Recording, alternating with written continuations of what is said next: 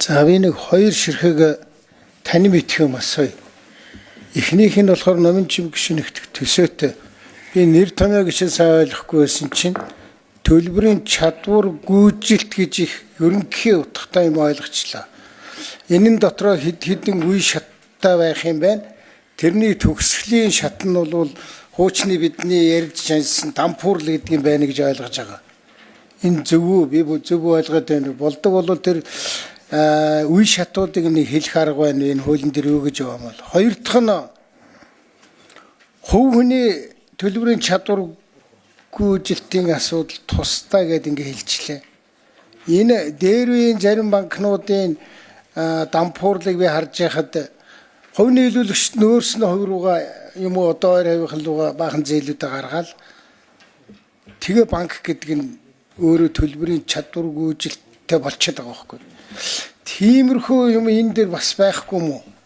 Алтаа гэдэг нөхөр нэг тэр энэ чинь нэг ийм бүхэл организмын одоо нэг хэсгийг авч яваад аж ахуй нэгжгээд тэнд байгаа нэг элемент болох тэр алтаа гэдэг этгээд чинь тийшээ юмнуудаа гулсуулаад нөгөө объект хуулийн этгээд нь дампуурах гэдэг юм уу төлбөрийн чадваргүй харагдаад байх. Иймэрхүү процесс байд юм уу? Би мэдэхгүй юм асууж шүү. Энэ бид нар бол өмнө 97 онд тэр дампуурл гэж ингээд нөгөө төгсгөлөөр нэрлээл өөрсдөө дампуурл дуусгасан л да. Тэгэхээр одоо бол зөв зүйтэм руугаа явах гэж байна. Гэхдээ би тань мэдгүй ийм хоёр юм л асуучих гэсэн.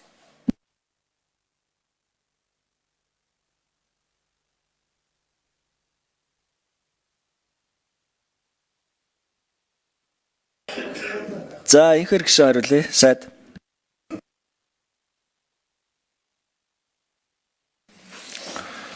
За манай Алтуй гişэн бол хизээс дампуурахгүй ийм хүн байгаа.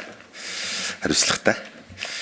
За энэ хуулийн төсөл дээр сая үндэслэл хэсэгт ярьсан энэ төлбөрийн чадваргүй тооцох үндэслэл гэдэг дээр балансын шалгуур, бэлэн мөнгөний урсгалын шалгуур гэсэн хоёр аргыг зэрэг хэрэглэе гэдэг ийм хуулийн концепц оруулж ирж байгаа.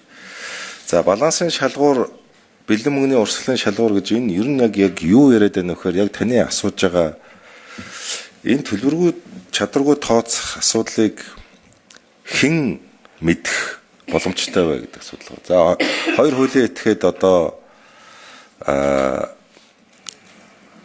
гэрээний үргээ биелүүлж чадахгүй нөхцөл байдал ороод байна.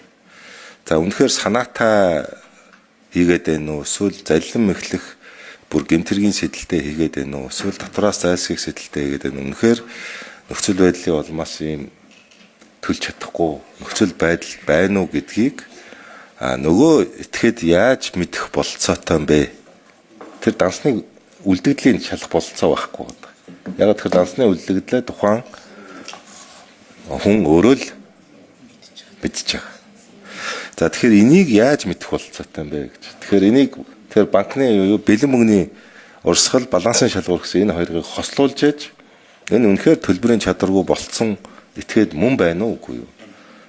Энэ этгээд бүр мөсөн одоо амиа орлох хэмжээнд хүрчээд байна уу? Энийг харин одоо яаралтай аврах ажиллагааг эхлүүлэх боломжтой байна уу гэдгийг хийх гэж энэ хуулийн төсөл ийм дэлгэрэнгүй процесстойгоор бичигдсэн байгаа. Энэ бол ер нь бол таны 97 оны нэршлэр нь бол дампуурл гэж нэрлээд байгаа чинь энэ ер нь хүнийг дампуурхаас аврах тухай хууль яриад байгаа. Яг доторх одоо энэ хуулийн агуулга одоо үгийн хуулиас ялгаатай нь нөгөөх нь хүнийг сая номын чим гişүү их гоё хэллээс зомби гэж нэг яг энэ зомби болгочиход байгаа байхгүй. Амьдч биш, үхтэлж биш нэг ийм зомби болгоод байхгүй.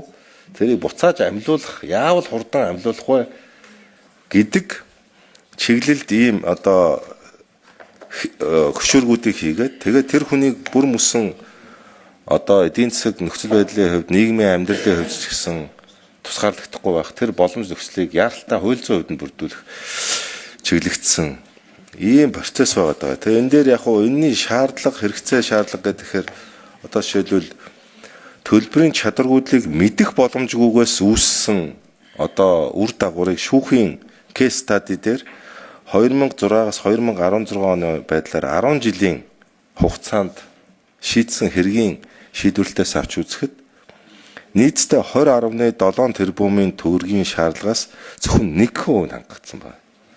За энэ юу хэлээд байна вэ гэхээр тухайн одоо төлбөрийн чадваргүй болсон этгээдийг аврах нөгөө талдаа тэр хохирогч гэж хэлнэ шүү дээ.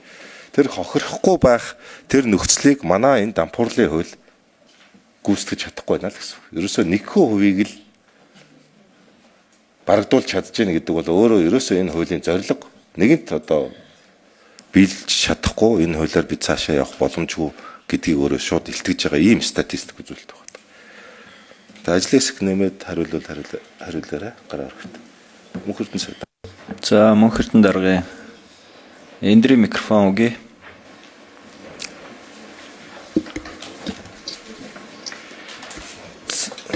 За алтан ууг гишүүний асуултанд хариулъя. Тийм таны асууж байгааг зөв. Энэ нөгөө төлбөрийн чадваргүйдэл гэдэг энэ одоо харилцааг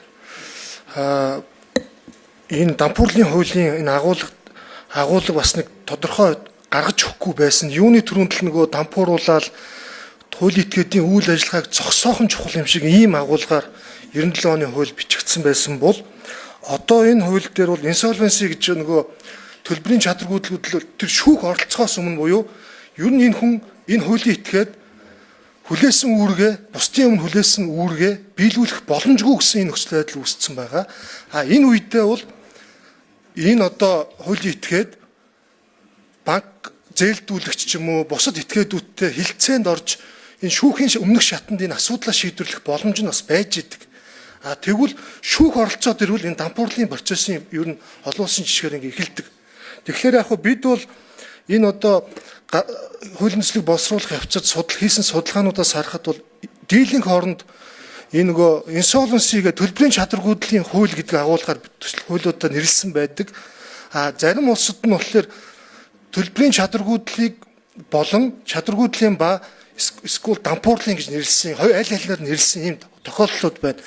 Ерөнхий энэ хуулийн концепц үзэл баримтлал бол хуулийн этгээдийн үйл ажиллагааг зогсоохоосоо илүү боломж олгож дахин хөрөнгөжүүлэх эсвэл дахин зохион байгуулах замаар тэр үр төлбөрт орчоод байгаа нөхцөл байдлыг сайжруулах, тэр үүрэг гүйцэтгүүлэгч нэхэмжлэгч талуудын эрх ашиг хангах, нөгөө талаасаа энэ тухайн хуулийн этгээдийг ч гэсэн тэр байгаа боломж дээр нь дахин боломж олгож энэ үйл ажиллагааг нь хэвийн үргэлжлүүлэх тэр боломжийг олох нөхцөл байдлыг энэ хуулиар зохицуулах нь түлхүү анхаарч байгаа концепцтэй учраас ингэж одоо энэ хуулийнхаа концепцэд олон улсын жишгийг харгалзсан одоо бид төлбөрийн чадваргүйдлийн хууль гэж нэрлсэн юм аа. Тэгээ энийг бас харуулж байгаа нэг зүйл бол 2006-аас 16 онд явуулсан энэ бас манай судлаачдын хийсэн судалгаа байлаа. Эндээс харахад 39 одоо жишээ нь тодорхой дампуурлын иргэд дээр судалгаа хийхэд энэ дээр ер нь 5 л одоо яг одоо үр гүйцэтгүүлэгч буюу тэр нэхэмжлэгч талаас гаргасан өсөлт байхад